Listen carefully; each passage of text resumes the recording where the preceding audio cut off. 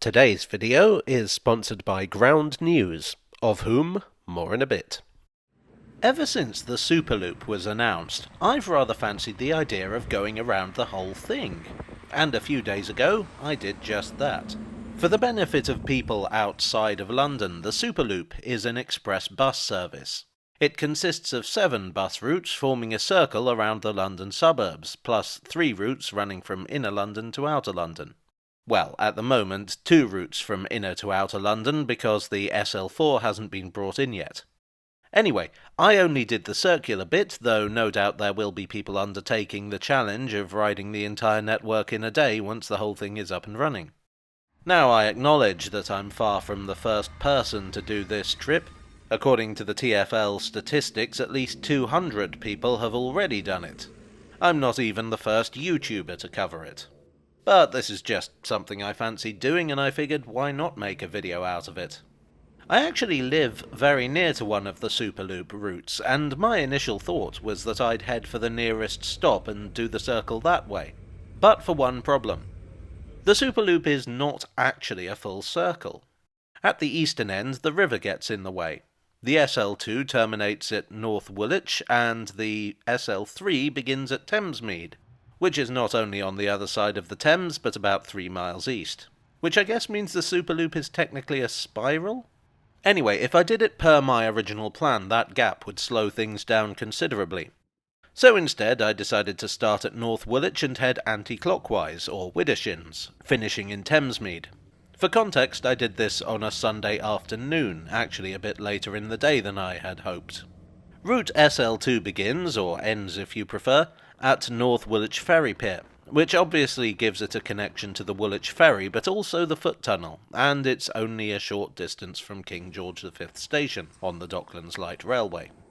A bus showed up shortly after I reached the stop, and I was away. So what's the point of this Superloop business? Well, London has an excellent rail network, but it's mostly built around the idea that passengers go from the suburbs to the centre, or vice versa. Meanwhile, connections between the suburbs are not great. Yes, there are lots and lots of buses, but they are comparatively slow and often indirect. New rail routes would seem to be the solution, but in a heavily built-up city like London, that's expensive. Express buses are comparatively cheap. They only stop at a few key places, which speeds things up, and they can take more direct routes because they don't need to serve everybody. At Walthamstow bus station, I changed from the SL2 to the SL1. Most of the routes meet end-on, that is, where one bus route ends, another begins. SL1 goes from Walthamstow to North Finchley. Along the way, it meets the Overground at Silver Street, the Underground at Arnos Grove, and the National Rail station at New Southgate. Plus, of course, it connects with both the Underground and the Overground at Walthamstow Central. The SL2 connected with the DLR at both North Woolwich and the University of East London campus, the District Line and the Overground at Barking, the Elizabeth Line at Ilford, the Central Line at Gants Hill, and, well, the same lines as the SL1 at Walthamstow. And there are many, many other points where the loop intersects with rail transport.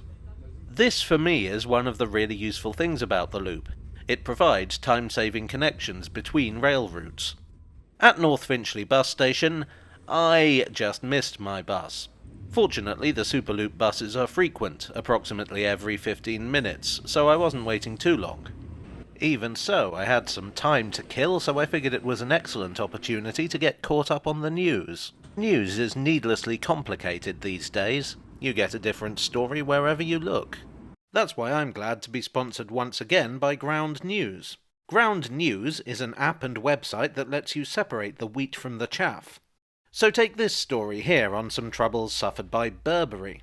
Simply comparing the coverage, I learned the centre emphasises the CEO change and profit warning driven by the global downturn in luxury spending. I like to assume that's something to do with the way they messed around with Bond Street. We can see that there are 37 articles covering this, with 11 being left-leaning, 16 leaning towards the centre, and only 2 being right-leaning. For instance, I can see that the Evening Standard here is considered right-leaning. I can see that it's owned by a couple of individuals and that it's considered mixed factuality. It leads with the chief executive's replacement and his credentials. But as a counterpoint, I can also see ABC's reporting on it. They're left-leaning and they're owned by Walt Disney, which in theory makes them a literal Mickey Mouse operation. But they're shown to be high factuality. Their opening is mostly about doom and gloom for the luxury sector. I use Ground News a lot, and I think you will as well. I have the Vantage subscription, which gives you all the features of their premium plan, plus ownership breakdown for stories and unlimited My News bias analysis. Vital for ensuring that you're diversifying your news consumption and staying fully informed on every topic. And my friends at Ground News have a special offer for viewers of this channel. Click the link in the description below, or use the QR code right here, to get 40% off that Vantage subscription. Oh, hold on, my bus is here. Off we go again. The next bus was the SL10, which runs from North Finchley to Harrow bus station. This might be a good time to talk about the buses themselves. They're mostly pretty modern. They've been refurbished, they carry a flashy red and white livery, and they're fitted with charge points, which, when you've got 8 hours of filming to do, is much appreciated. I did spot 1 or 2 unrefurbished buses along the way, but we've come a long way from the days when the routes started. The ride on the whole is pretty comfortable. However, I did make the mistake of doing this on a fairly hot day, and by the time I'd finished the loop, I was sweaty to an antisocial degree, even given that most of the buses are air-conditioned. Of course, the obvious counterpoint is that most people aren't going to ride on this for hours on end. If you're trying to get from, say, Ilford to Hayes, the Elizabeth line is far quicker and probably works out about the same cost-wise. Rather, this is more about filling in the gaps, those connections that are useful but hitherto were either non-existent or not worth the trouble. On the subject of cost, this is another big plus of the Superloop. It's charged at the standard fare rate, which at the present time is £1.75. Given the lengths of the routes, that represents excellent value for money. With TfL buses, if you touch in with your Oyster or contactless card on one route and then another within the hour, you're charged only one fare. This is known as the hopper fare. At Harrow, it was time to change to the SL9. Harrow bus station is next to Harrow on the Hill Underground station.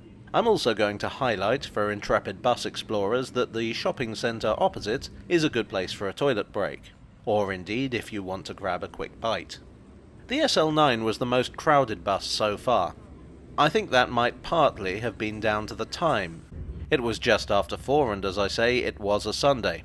Harrow is a busy place for shopping. But this highlights something that I can't really comment on in this video, and that's what the Superloop is like in rush hour. For all the Superloop is faster than conventional buses, it is still a bus service. That means it has many of the disadvantages of a bus. It can get stuck in traffic, which in London is of course a big problem. Where it can use bus lanes and dedicated routes, it's great, but it's no fun being stuck on Croydon flyover on a hot day.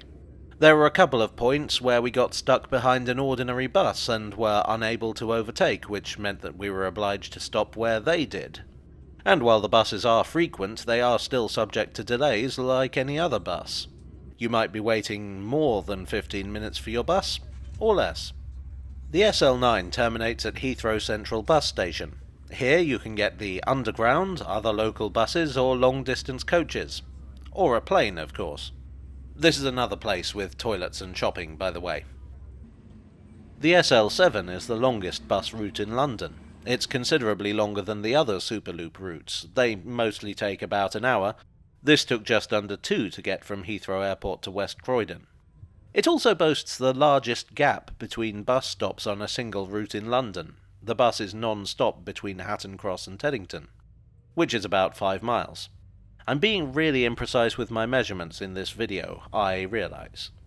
The SL7 is basically a rebrand of the X26, which was also the longest bus route in London in its day. And this is one of the major criticisms I've seen of the initiative, that it's basically just putting a hat on it and calling it a thing, taking existing routes and giving them a lick of paint and a new name.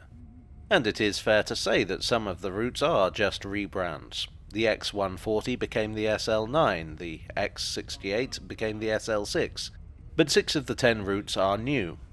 Even so, a lick of paint and an upgrade can work wonders. It's something I talk about a lot in my train videos.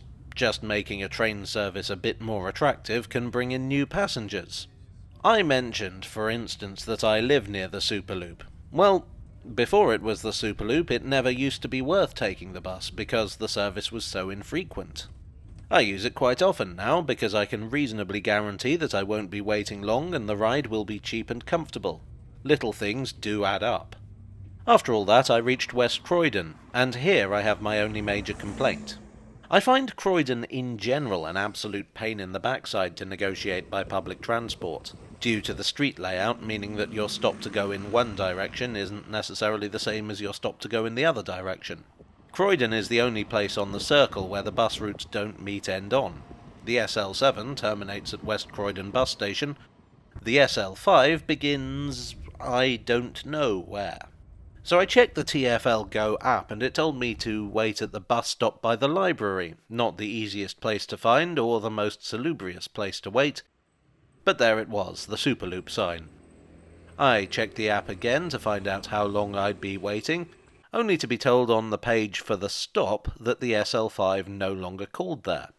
It didn't say where the bus actually did start from, but it did inform me that the bus route page would soon be updated.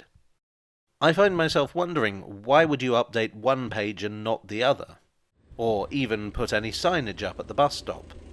What made things even more confusing was that the SL5s actually did run past the stop. I'm pretty familiar with the public transport network, so I don't need to use the app much. When I do need to use it is when something has changed, and this tends to be where it falls short. I get that you can't update it the moment there's a problem, but I can't imagine that this bus stop was closed on a whim. The app has this lack of connectivity. It knows that, say, a bus route is closed, but it will still send you there. Or it will tell you that one bus route is diverted, but not another that goes the same way. I just feel like it can't be beyond the wit of man to post an update across the whole platform. Anyway, I strode back to East Croydon, where I knew the SL5 definitely did go. If you want to be pedantic, this means I did not do the whole loop. Or maybe I did. For all I know, East Croydon is the start of the route now. The SL5 is unusual. It's the shortest route. It took about half an hour to cover the distance from East Croydon to Bromley North. It's also, uniquely for this circle, a single-decker. I don't know whether that's because it's a shorter route, or, as I've seen suggested elsewhere, that it's because a lot of the roads are narrow and windy. It was quite busy, which I suppose is the obvious consequence of having a smaller bus. And as it was a single-decker, it was really hard to get decent footage from it, so sorry about that. Well, that was a short trip. We're already at Bromley North. Just in time to, again, miss my connection. My connection is the SL3, the final leg of the journey. It runs from Bromley North to Thamesmead, and as you may recall from some of my previous videos, the poor public transport connections from Thamesmead are one of the major problems with that particular new town.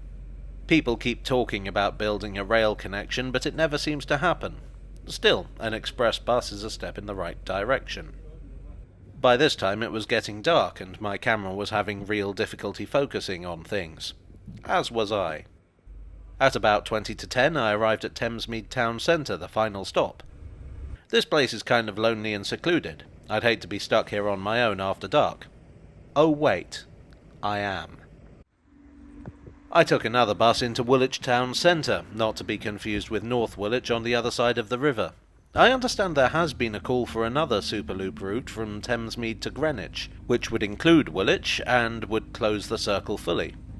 There have been a lot of suggestions for future routes, but that's for another video, I think. So, that was my journey around the Superloop. It took me about 8.5 hours, although I probably could have knocked about half an hour off if I hadn't been messing around in Croydon. And maybe I could have lost another half hour if I hadn't missed 2 of my buses. It's a distance of 138 kilometres, or nearly 86 miles. As journeys go, it's interesting to see the connections, but I will say it's not the most scenic route. A lot of it is just residential suburban streets. If you want to do it just to say you've done it, then go ahead. It is, however, absolutely not the quickest way around London. Still, I think it's very useful, and I'm not the only one. Ridership is 15% higher than the network average for buses. Over half the journeys involve another form of transport which, to repeat my earlier point, indicates that the value of the service lies in filling in the gaps in the existing network. This is my first time fully around the loop, but I do use the individual routes, and I like them. They speed up many of my journeys and improve public transport in a lot of places that badly need it. Overall, I don't think the concept is a super loopy one.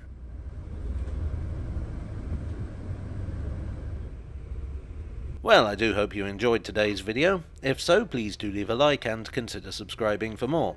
I have to say that doing this loop gave me a lot of time to think, and there are a lot of videos I could do spinning off of this. For one thing, I reckon I've got enough footage to look at each of the routes in more detail, so let me know if that's something you'd like to see. I'd also, as I said, like to look at some of the future proposals. But I'd also like to hear your thoughts about the Superloop. Do you use it? Do you think it's a good thing? How would you improve on it? I know I have a few ideas of my own, and they might also get a video. Tell me yours and we'll make a collaboration of it. I would like, as always, to thank my donors on Ko-fi and Patreon and here on YouTube for your support. You are the charging socket to my low battery. I'd also like to thank Ground News for partnering with me on this video. Check out the link in the description below to take advantage of their generous offer. And I'll see you all again very soon. Cheerio.